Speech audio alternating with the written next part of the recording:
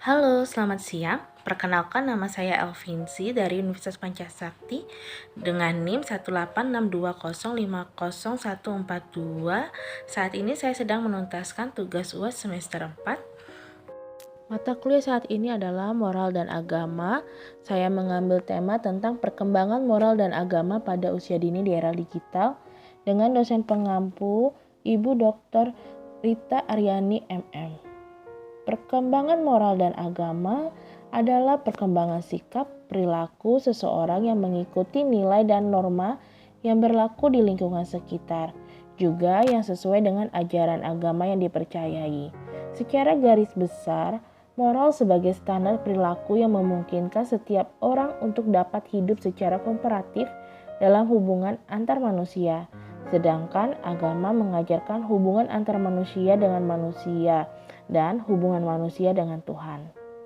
Menurut para ahli John Piaget, teori perkembangan moral membagi menjadi dua tahap, yaitu heteronomous morality pada usia 5-10 tahun. Pada tahap perkembangan moral ini, anak memandang aturan-aturan sebagai otoritas yang dimiliki oleh Tuhan, orang tua, dan guru yang tidak dapat dirubah dan harus dipatuhi dengan sebaik-baiknya.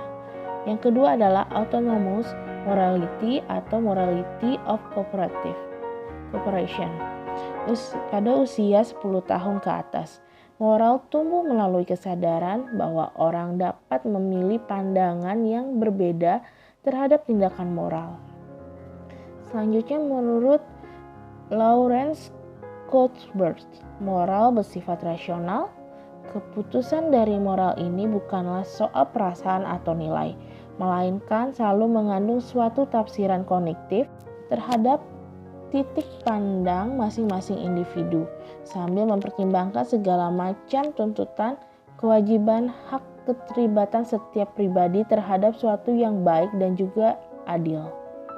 Perkembangan moral agama di era digital dalam pendidikan perlulah mengikuti perkembangan dan kurikulum yang ditentukan oleh pemerintah. Salah satunya perkembangan digital akhir-akhir ini sangat pesat. Terutama di masa pandemi COVID-19, segala aktivitas masyarakat beralih secara virtual menggunakan perangkat digital. Pada masa ini, pemerintah memberikan kebijakan dengan melakukan PSBB, pembatasan sosial skala besar, maka ini memberikan dampak kepada seluruh bidang dan lembaga, salah satunya adalah lembaga pendidikan. Pendidikan merupakan salah satu hal yang terpenting dalam proses perkembangan moral dan agama manusia di masyarakat. Dikarenakan pendidikan mempengaruhi kualitas bangsa, maka pendidikan dituntut untuk dapat inovasi dalam pembelajaran. Pembelajaran harus disesuaikan dengan pertimbangan pendekatan dalam pembelajaran seperti kekuatan intelektual dan imajinatif, pemahaman dan pembuatan, keterampilan komunikasi, keterampilan kerjasama, keterampilan pemecahan masalah, peluasan perspektif pada disiplin keahlian, dan pendekatan inquiry, analitik, dan kreatif. Di masa pandemi ini, maka sekolah menggunakan sistem daring, yaitu dalam jaringan, maka seluruh siswa menggunakan perangkat elektronik atau digital.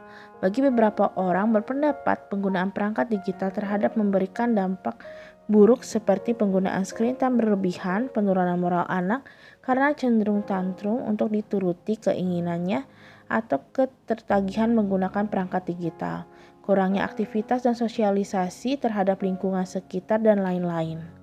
Selain perangkat digital juga memberikan dampak positif bagi penggunanya, seperti memberikan berbagai macam informasi, memberi kemudahan untuk berkomunikasi, dan juga terjadinya pembelajaran daring, yaitu dalam jaringan.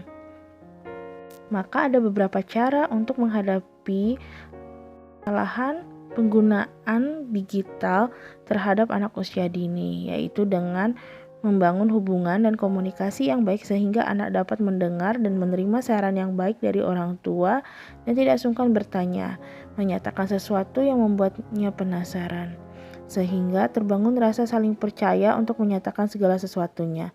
Orang dewasa akan mudah memasukkan nilai-nilai norma kepada anak. Jadilah role model atau contoh yang baik kepada anak saat menggunakan gadget dengan bijak.